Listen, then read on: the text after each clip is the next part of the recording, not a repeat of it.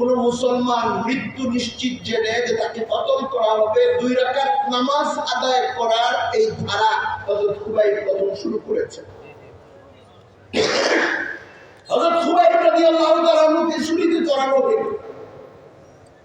ওনাকে আহত করা হচ্ছে, তীর মারা হচ্ছে, বর্ষা আঘাত করা হচ্ছে, শরীর থেকে রক্ত ঝরে ঝরে পড়ছে। ওই জায়গায় কোন মুসলমান তখন নাই, ওনাকে দেখার মতো, দরদ নেওয়ার মতো কোনো মানুষ নাই। চারদিকে ঢোল তবলা বাজানো হইতেছে, উল্লাস চলতেছে যে একজন মুসলমানকে ধরে আনা হয়েছে, এখন তাকে নির্মমভাবে হত্যা করা হচ্ছে। সবাই শত্রু, প্রতিশোধের উল্লাসে তারা নাচানাচি করতেছে তরুণরা। কিন্তু ওই ঘটনা দেখনেওয়ালা কয়েকজন পরে ইসলাম গ্রহণ করেছেন, তাদের কাছ থেকে এই বর্ণনাগুলো পাওয়া গেছে। হযরত খুবাইব ইবনে আদি রক্ত ঝরতেছে যখন, তখন ওনাকে বড় একজন কাফের সর্দার প্রশ্ন করছে যে তোমাকে বাঁচার একটা অপশন দেওয়া হচ্ছে, একটা অপশন, একটা সুযোগ, একটা অফার। কি? তুমি যে জায়গায় আছো এই জায়গায় তোমার নবী থাকবে আর তুমি তোমার পরিবারের কাছে ফিরে যাবে, বলো এতে তুমি রাজি কি? তুমি যে পজিশনে আছো, শুলিতে চড়ানো আছে, তোমার রক্ত ঝরতেছে, আহত করা হচ্ছে, একটু পরে হত্যা করা হবে, এই জায়গায় তোমার নবীকে আনবো আর তোমাকে তোমার পরিবারে ফেরত পাঠানো হবে, এটার জন্য তুমি রাজি কিনা বলো। হযরত খুবাইবের প্রশ্ন শুনে বললেন যে এটা তো অনেক দূরের জিনিস, আমাকে নিরাপদে আমার পরিবারের কাছে ফেরত পাঠানো হবে, এটার বিনিময়ে ওইখানে কোনো মুসলমান নাই, এমন কেউ নাই যে নবীকে জানায় দিতে পারে, এমন কেউ নাই। হযরত খুবাইব যদি চালাকি করে একটা উত্তর দিতেন, এই উত্তরটা আবার তার কাছে পৌঁছে যেত মদিনায়, এমন কেউ ওইখানে ছিলেন না। হযরত খুবাইব জান বাঁচানোর জন্য একটা কথা বলতেই পারতেন, কিন্তু হযরত খুবাইব কি বলেছেন? আমাকে যেই জায়গায় রাখা হয়েছে, যেভাবে হত্যা করা হচ্ছে, এই জায়গায় নবীকে আনা হবে আর আমাকে পরিবারের কাছে ফেরত পাঠানো হবে সুস্থভাবে, এটা তো অনেক দূরের জিনিস। আমাকে আমার পরিবারে ফেরত পাঠানোর বিনিময়ে আমার নবীর পায়ের তলায় একটা কাটা বিধার কষ্ট হবে, এটার জন্য আমি সহ্য করতে রাজি না। এটা হলো মুসলমানের নবী প্রেম। নবী প্রেম সাহাবায়ে কেরাম এইভাবে পেশ করেছে। ইসলামের ইতিহাস নিয়ে প্রাচ্যবিদ্যাতে গবেষণা করে পশ্চিমের লোকেরা, ইউরোপের লোকেরা, তারা এই জায়গাটায় এসে আশ্চর্য হয়ে যায়। তারা অনেক কথা বলার চেষ্টা করে, নবী মুহাম্মদ সাল্লাল্লাহু আলাইহি ওয়াসাল্লাম সম্পর্কে অনেক গালমন্দ করার চেষ্টা করে, অনেক চরিত্র হননের চেষ্টা করে, নবীকে দাম্পত্যের জীবনের বিশ্লেষণ দিয়ে, ভুল ভুল ব্যাখ্যা দিয়ে, ভুল ভুল তথ্য দিয়ে। কিন্তু একটা জায়গায় এসে তারা নিজেরাও হতবাক হয়ে যায় যে এটা এমন কেমন মানুষ যে তার চারপাশে যারা সবসময় তাকে দেখেছেন, তাকে ফলো করেছেন, তার সঙ্গে যুদ্ধ করেছেন, তারা যখন দেখে যে এই মানুষটা বিপন্ন হতে পারে, এই মানুষটার প্রতি কেউ অশ্রদ্ধা জানাতে পারে, এই মানুষটার সঙ্গে কেউ বেয়াদবি করতে পারে, তাহলে এটা তারা কেউ বরদাস্ত করতে রাজি হয়। এমন মহান চরিত্র, মহান আল্লাহ তাআলা তাকে এমন সম্মান দিয়েছে। ইন্নাকা লাআলা খুলুকিন আযীম ওয়া রাফা'না লাকা যিকরাক। কোরআন শরীফের আয়াতগুলো দেখেন, আল্লাহ তাআলা এই বলতেছেন আপনার আলোচনা আমি মহান করে দিয়েছি। মা আতাকুমুর রাসূল ফাখুযুহু ওয়া মা নাহাকুম আনহু ফান্তাহু। রাসূল যা তোমাদেরকে দিয়েছে তা তোমরা গ্রহণ করো, যেটা নিষেধ করেছে সেটা থেকে তোমরা বিরত থাকো। কোরআন শরীফের আয়াতে আর আল্লাহর নবীকে মানা, তাকে মহব্বত করার অনেক বর্ণনা আছে। এই জন্য ঈমানের এই একটা মৌলিক বিষয়, এক আল্লাহর কোনো শরীক নাই, আমরা এক আল্লাহর ইবাদত করি। মুহাম্মদ সাল্লাল্লাহু আলাইহি ওয়াসাল্লাম আল্লাহ তাআলার নবী এবং রাসূল এবং শেষ রাসূল। কিয়ামত পর্যন্ত নতুন কোন নবী এবং রাসূল দুনিয়াতে আসবে। কেউ যদি আপনার সামনে দেখে যে 1000 বছর পার করে দিয়েছে ইবাদত করতে করতে, 100 বছর পার করে দিয়েছে, এত ইবাদত, এত ইবাদত, এত বড় আলেম যে তার সামনের দেশের আর কেউ টিকে না, কিন্তু যদি বলে যে আমার উপরে ওহী নাযিল, অথবা বলে নবুয়তের কিছু গ্রান্ট পাচ্ছি, আমার উপরে নবুয়ত নাযিল হইতেছে, বুঝবেন দুনিয়ার সবচেয়ে বড় ধর্ম। নবুয়তের কোনো সুযোগ নাই। আল্লাহর ওলি হতে পারে কোন মানুষের পক্ষে, এটা সম্ভব।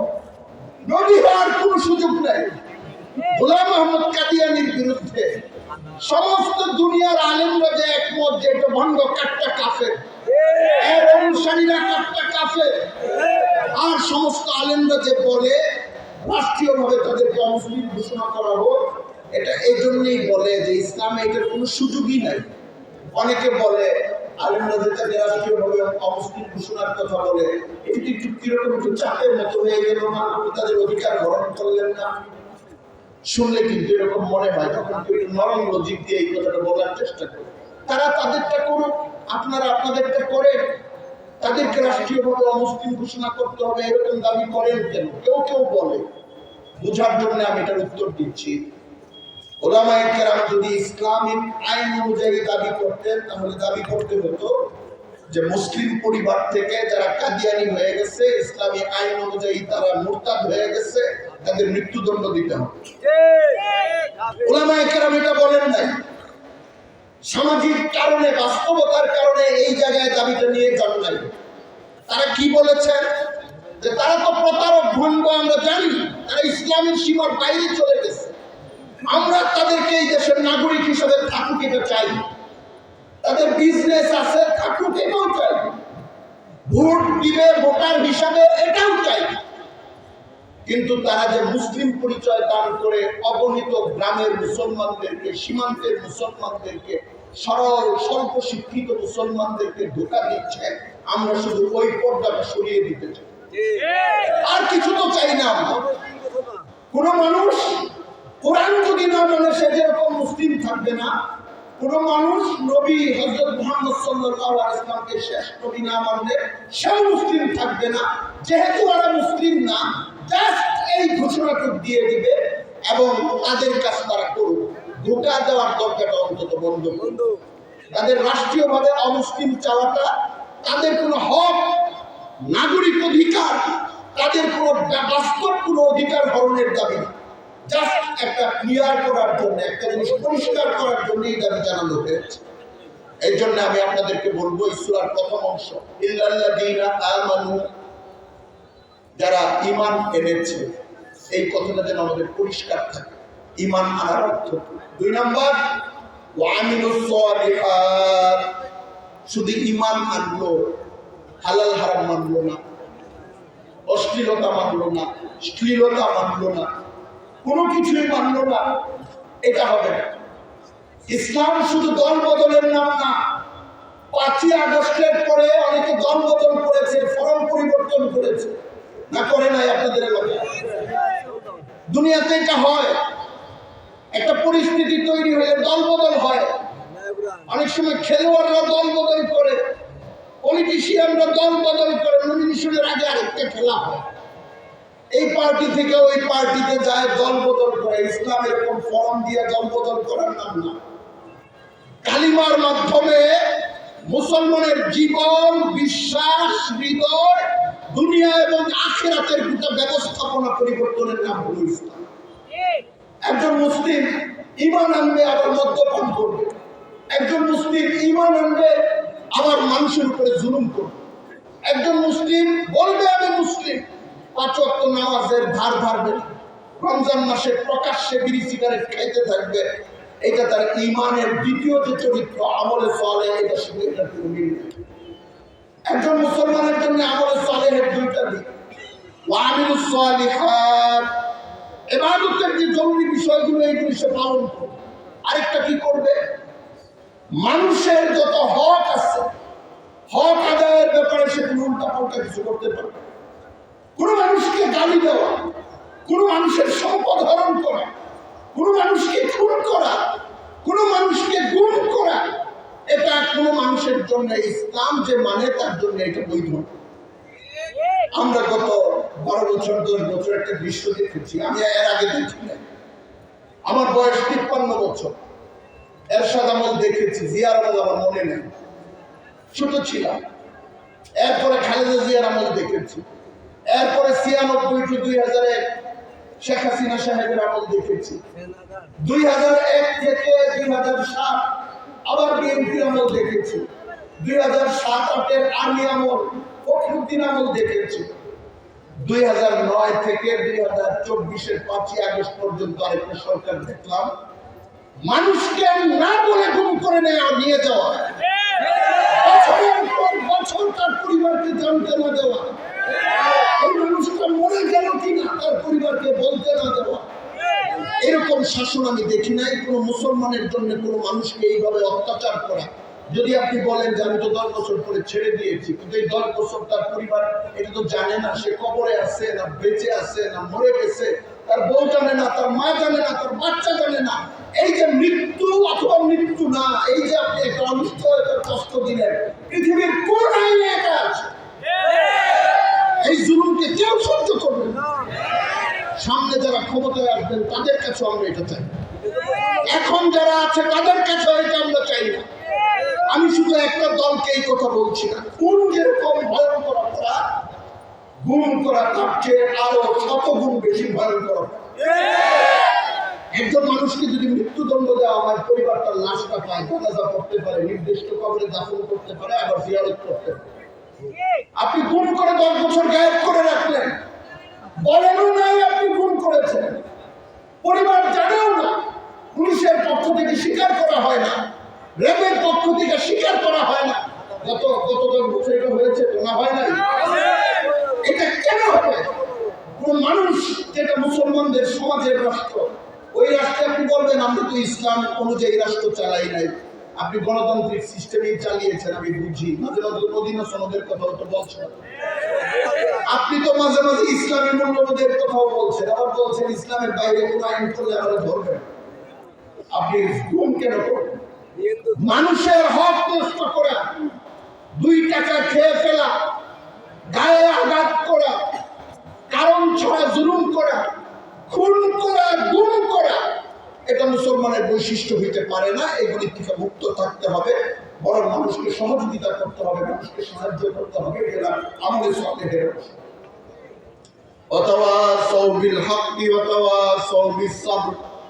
মুফাসসিরিনে কেরাম বলেন শুধু ব্যক্তিগত ন্যায় আমল ভেবে চলবে না। আল্লাহ তাআলা বলছেন সমাজকে নিয়ে চলতে হবে, সমাজকে দিনের দিকে দাওয়াত দিতে হবে, সমাজকে সবরের দিকে দাওয়াত দিতে হবে। দুইটার অর্থই দিন, লম্বা আলোচনা।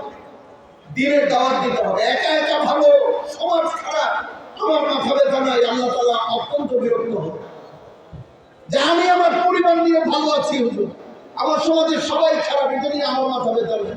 ইসলাম এরকম বিধান। ইসলাম বিধান হলো ঈমান থাকবে, নেক আমল থাকবে, আর আমার পাশের মানুষের ভেতরে ঈমান থাকবে না, নেক আমল থাকবে না, আমার ভেতরে মাথা ব্যথা থাকবে। আমি তার কাছে বারবার হাতে ধরবো, পায়ে ধরবো, বুঝাবো, মসজিদে নেওয়ার চেষ্টা করব, গুনার কাজে থাকলে বিরত করার চেষ্টা করব, দাওয়াত দিব, তার কাছে বারবার যাব। ওয়াতাওয়াসাউ বিল হক, বারবার হকের দাওয়াত এক মুসলমান আর এক মুসলমানকে দেব। এমন যদি হয় যে উনিও মোটামুটি ভালো মুসলমান, আমিও মোটামুটি ভালো মুসলমান, তবু একটা আয়াত তাকে শোনাবো, উনি একটা নেক কথা আমাকে শোনাবে, পরস্পরকে ইসলামের কথাগুলো শোনাইতে থাকবে। ওয়াতাওয়াসাউ বিস সাবর, সবর অর্থ হইল ধৈর্য। কিন্তু মুফাসসিরিনে কেরাম বলেন ইসলামের সবরের 3টা অর্থ। একটা অর্থ হইল ধৈর্য। কোন ধৈর্য? বিপদ আপদের ধৈর্য।